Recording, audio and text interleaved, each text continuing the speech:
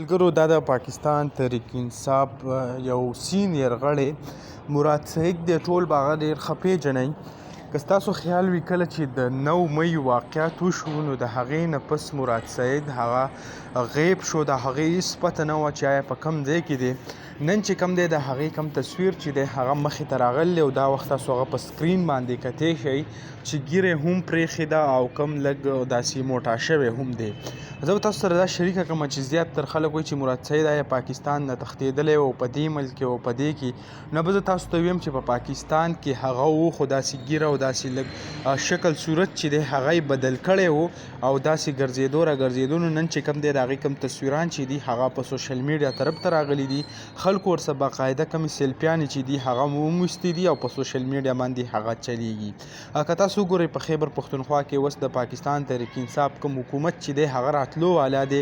نو د هغې وجې نه د خیبر پښتونخوا کم پولیس یا نور آی جی پی او آی جی چې دي هغو هم د وزیر اعلی کم نامزد چې دی هغه سره ملاقات کړی دی. باقاعده چې کوم دی هغې لپاره سیکورټي هم ورکړې ده.